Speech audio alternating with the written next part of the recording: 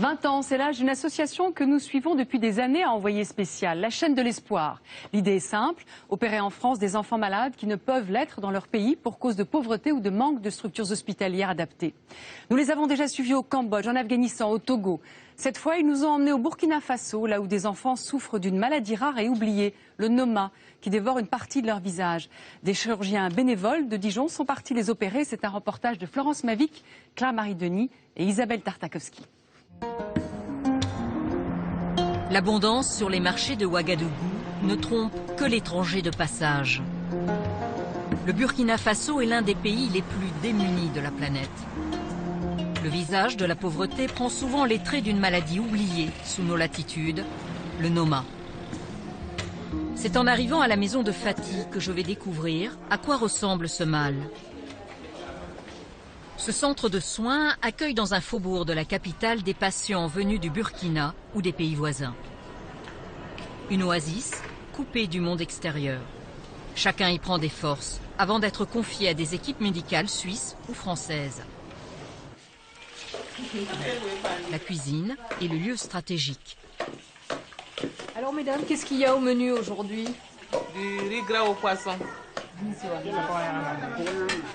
Adama n'est jamais le dernier lorsque les cuisinières sortent leur marmite.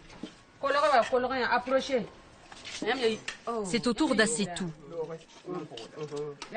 Un repas comme celui-ci, c'est un luxe, mais aussi une épreuve, lorsque l'on peut à peine entrouvrir les lèvres. Sylvie Pialou a pris la fillette sous son aile. Cette ancienne hôtesse de l'air s'occupe d'une association humanitaire qui vient en aide aux enfants du Noma. Émietter le contenu de l'assiette, c'est la seule façon pour qu'Assetou arrive à se nourrir. Il y a eu des brides qui sont créées sur les mandibules qui font que les mandibules ne fonctionnent plus.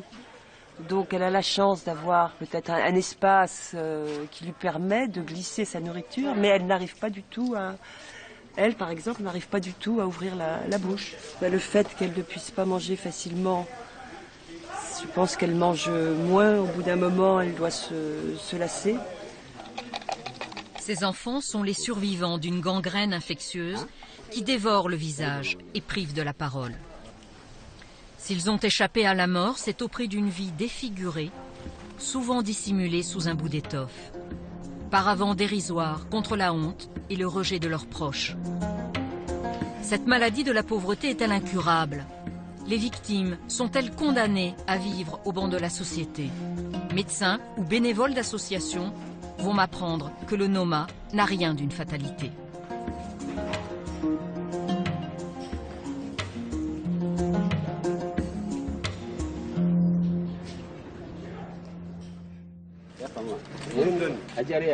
Tidiane sonne l'heure du départ. C'est le jour de la consultation préopératoire. Où est passé Assetou? Ah, te voilà.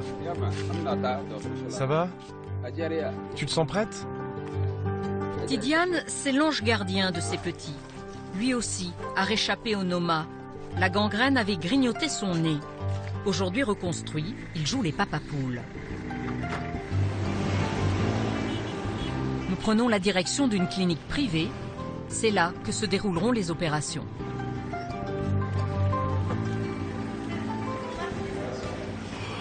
En un clin d'œil, la salle d'attente se remplit.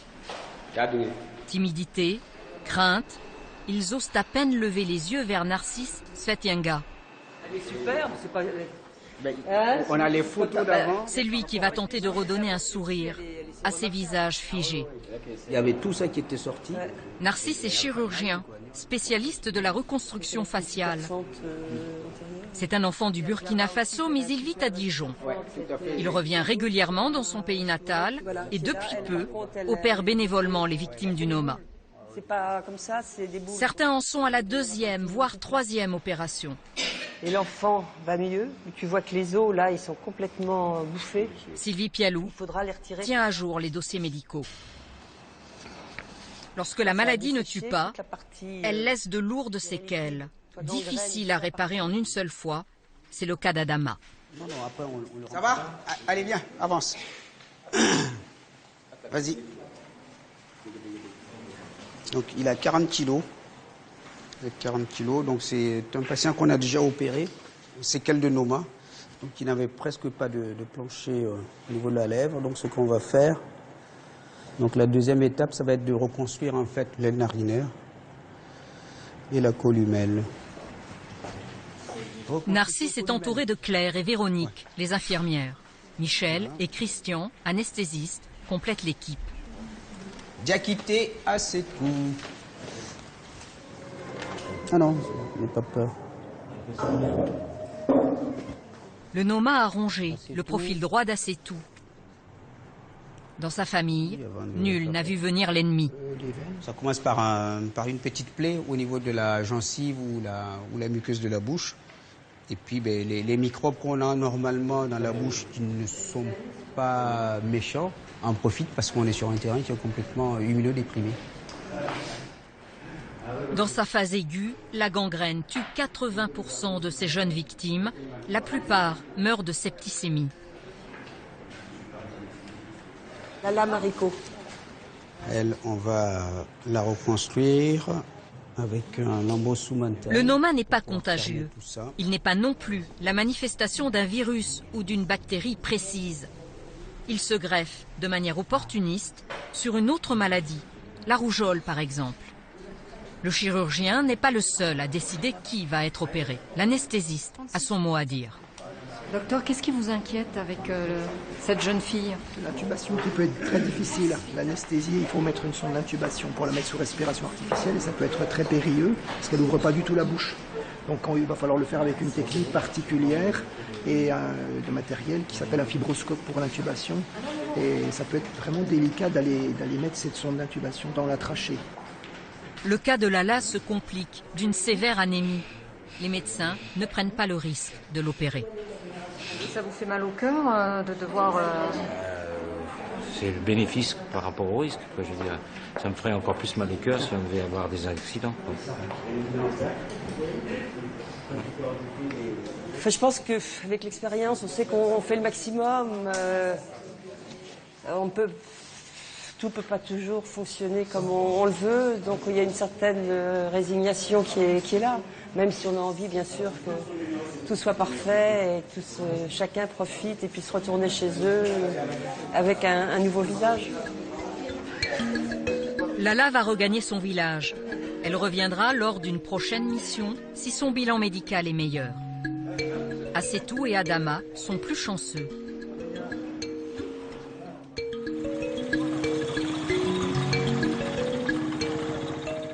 C'est le grand jour pour Assetou. Dans 1 heure, elle sera sur la table d'opération. Une épreuve qu'elle affronte vêtue de sa plus jolie tenue.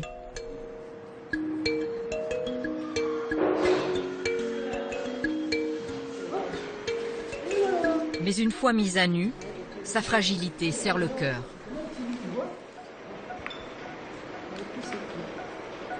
L'équipe de la chaîne de l'espoir va travailler sans filet. Essaye de mettre la sonde. La clinique a des équipements anciens qu'il faudra constamment garder à l'œil. Des médicaments et du matériel ont été amenés de France. L'indispensable. Pour le reste, les médecins font avec les moyens du bord. Vas-y Ronaldo. Une fois Assetou endormi, les anesthésistes laissent le champ libre à Narcisse. Voilà. La petite canule. Son premier geste, redonner leur mobilité aux mâchoires de la fillette. Les séquelles du Noma les ont soudées. Merci. Voilà. Narcisse forme durant cette mission 2 jeunes médecins burkinabés. Souvent ça peut arriver quand il y a les dents de lait qui poussent et qui ne peuvent pas sortir par la bouche. Allez, vas-y. Ça va lui permettre déjà de pouvoir manger, de pouvoir parler et d'avoir une hygiène buccale meilleure. Puis vient la phase de la reconstruction. C'est-à-dire d'abord on va prendre la taille de la perte de substance. Là de 5 par 4 cm. On va donc dessiner le lambeau de cette taille et on va transférer le lambeau sur la perte de substance. Allez, compresse s'il vous plaît. Une existence recousue avec délicatesse. C'est le début d'un nouveau visage, parce que là, il s'agit de la première étape. La seconde étape sera probablement de lui refaire en fait la commissure de la lèvre. Maintenant qu'on a enlevé en fait toute la zone inflammatoire, les lèvres vont diminuer de volume et on pourra, avec le temps, en fait, reconstruire la commissure qui doit tomber à peu près sur une ligne verticale qui passe par la pupille. Attention à la sonde. Voilà. Non, c'est super. Hein? Tu es contente? Assez tout peine à reprendre ses esprits. Bon, ben ça va. Elle est détendue, tout va bien. À des kilomètres de cette salle d'hôpital, une jeune fille a suivi autrefois le même chemin il y a 12 ans.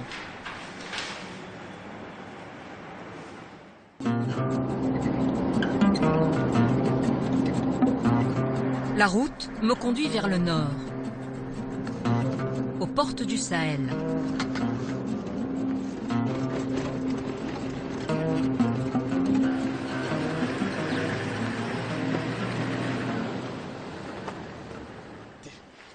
Ça va? Du haut de ses 21 ans, Fatih nous accueille à la porte de son village. Fatih a 6 ans lorsqu'elle tombe malade. Opérée en France, puis au Burkina Faso, elle fait l'objet d'un suivi régulier. Sous l'œil vigilant du père, Moussa vérifie la souplesse de sa cicatrice. Il travaille pour une association humanitaire.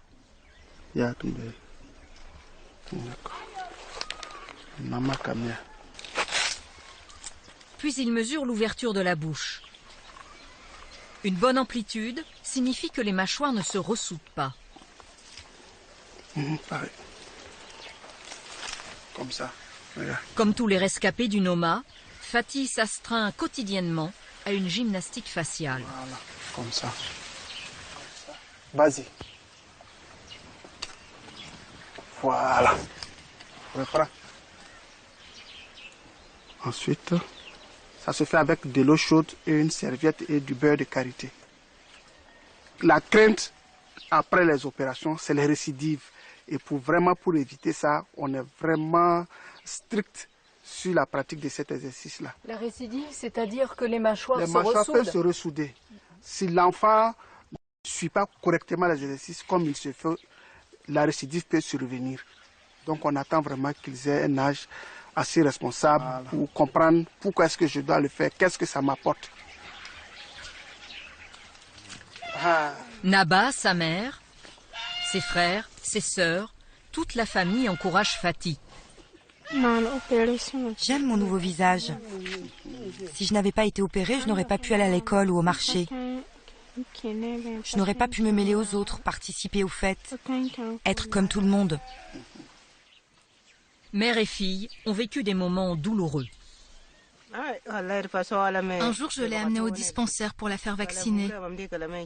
Immédiatement, il y a eu un attroupement autour de nous.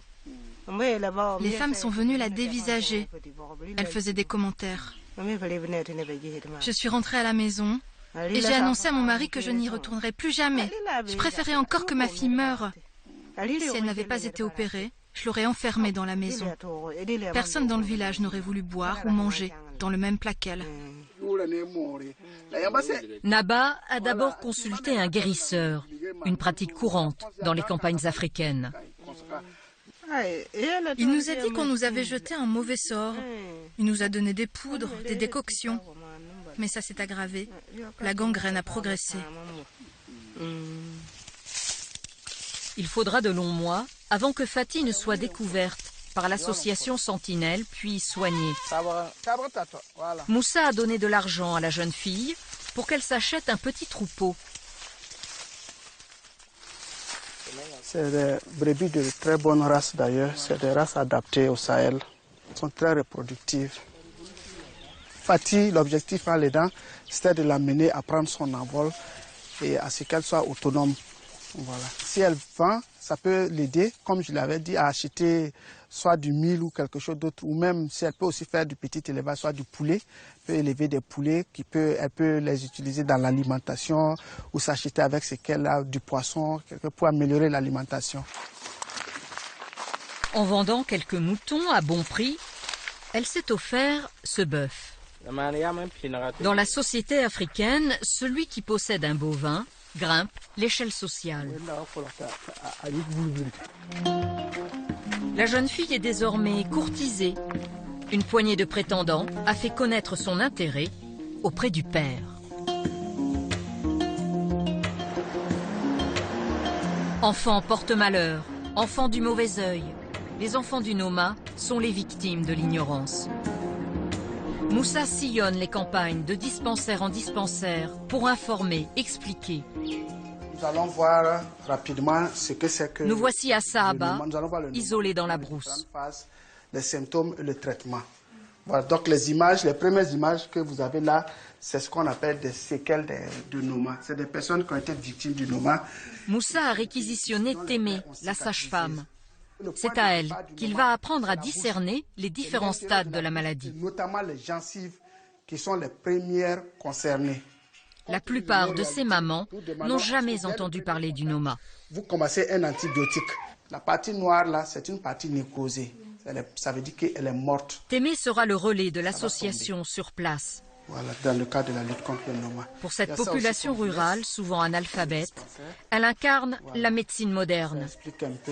Elle est celle que l'on se résout à consulter quand le guérisseur ne peut rien. Elle est vigilante aussi. On voit même les enfants qui viennent en consultation parce qu'on regarde rarement dans les bouches. Je pense que maintenant on va penser à le faire. Moussa ne reprend jamais la route sans avoir vérifié le stock de médicaments. On a peine à le croire, mais un rien suffirait à éviter les souffrances endurées par les enfants du Noma.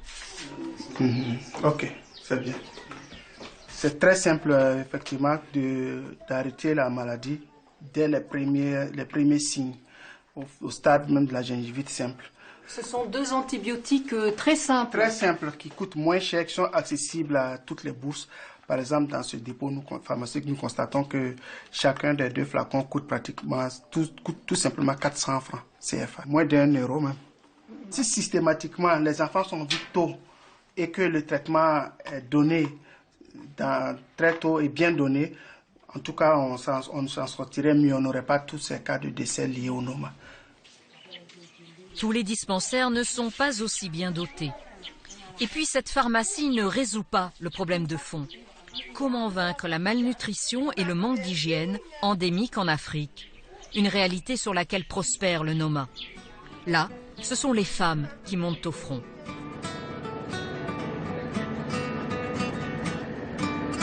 Valentine Bakiono, à l'âme d'un général.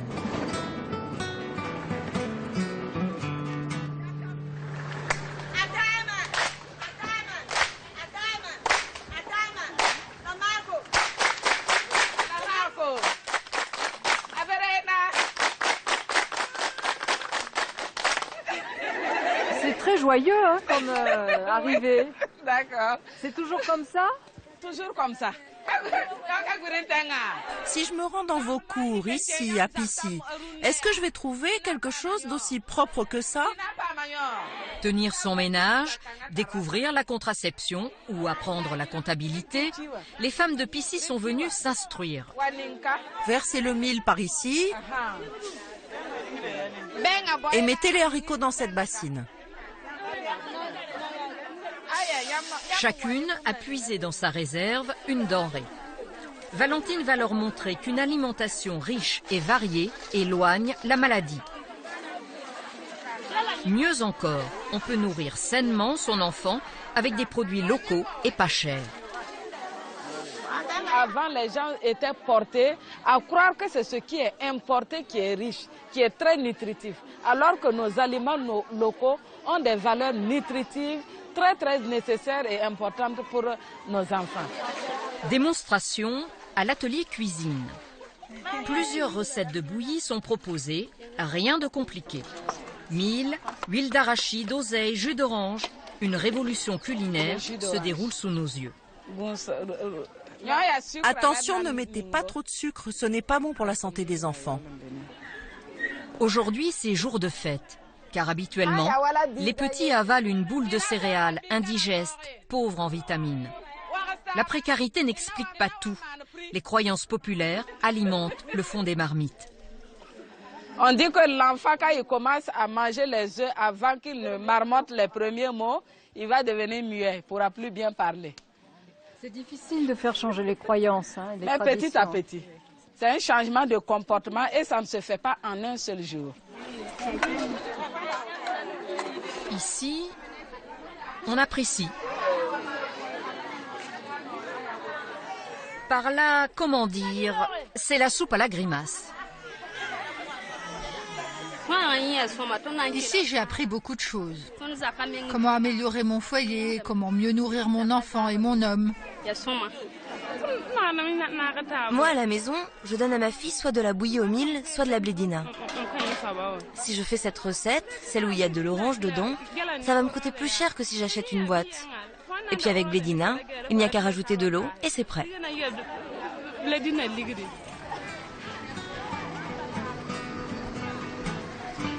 Le soir venu, les femmes regagnent leur village.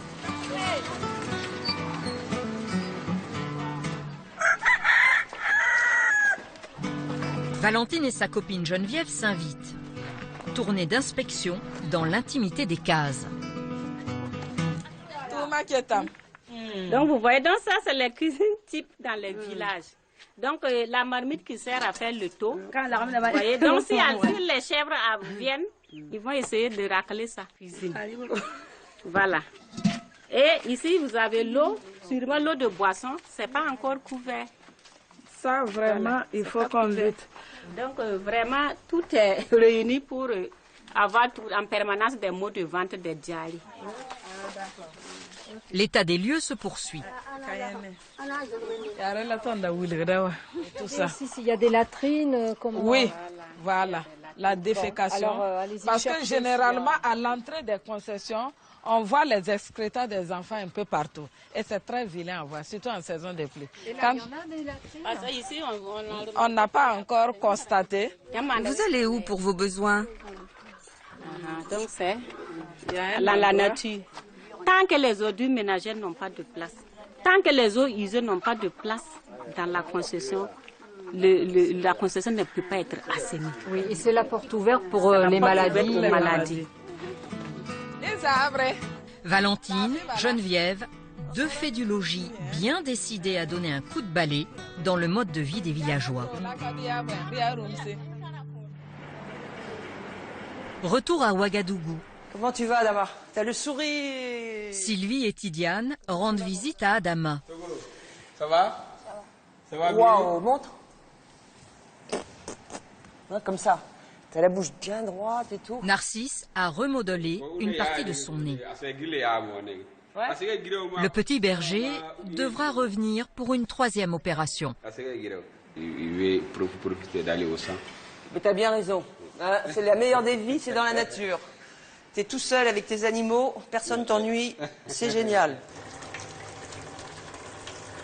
Lorsqu'il termine ses études de médecine en France, Narcisse prend une décision. Il n'exercera pas son art dans son pays natal. Regrette-t-il ce choix? Oui, évidemment, parce que là c'est le cœur qui parle. Non, parce que c'est la raison qui parle. En France, il y a une certaine technologie qu'il n'y a pas du tout au Burkina Faso. On a plein de financements pour faire justement évoluer la reconstruction maxillofaciale. Je pense qu'au Burkina Faso, je n'aurais jamais eu les moyens. Mais à ma manière, je rends aussi service au Burkina Faso, sans oublier que lorsque viendra l'heure de la retraite, je passerai à peu près au moins 6 mois par an ici, à opérer de manière bénévole. Mais cette mission-là aurait pu être compromise. Quelques jours après les opérations, Ouagadougou s'enflamme. La rue prend d'assaut l'Assemblée nationale. moins de 48 heures, le peuple burkinabé renverse l'ex-président Compaoré.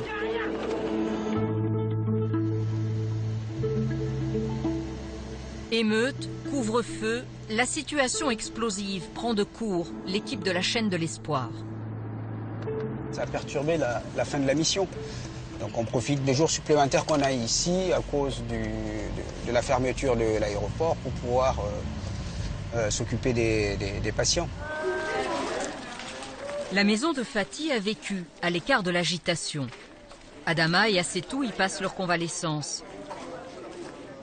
C'est le plus beau. Une dernière fois, les voici sous le regard des médecins. Parce que là, il y a des anaérobies qui travaillent. Avant de regagner la France, Narcisse laisse ses directives aux infirmières burkinabées. Parce que je la trouve légèrement plus chaude que les autres. Oui. Ce jour-là, Assetou est fiévreuse. Des antipaludiques ici. Ouais, il faut peut-être continuer parce qu'elle a déjà eu hier, il faut continuer. Dans quelques jours, elle reprendra l'autocar pour rejoindre son village.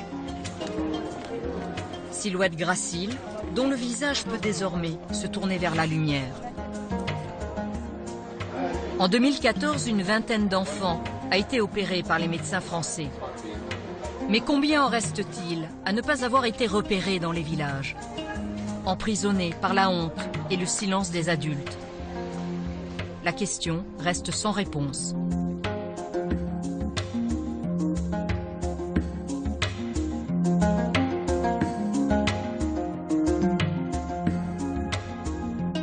Quelques nouvelles concernant les petits patients de la chaîne de l'espoir. Adama, le petit berger, sera opéré une 3e fois. Et Assetou, la fillette de 11 ans, elle subira une seconde intervention, notamment à l'occasion de la prochaine mission chirurgicale de la chaîne de l'espoir au Burkina Faso, qui devrait avoir lieu du 11 au 20 mars prochain. Et cette fois-ci, ce sont 4 chirurgiens français qui se relayeront sous la direction du professeur Narcisse Zvetianga.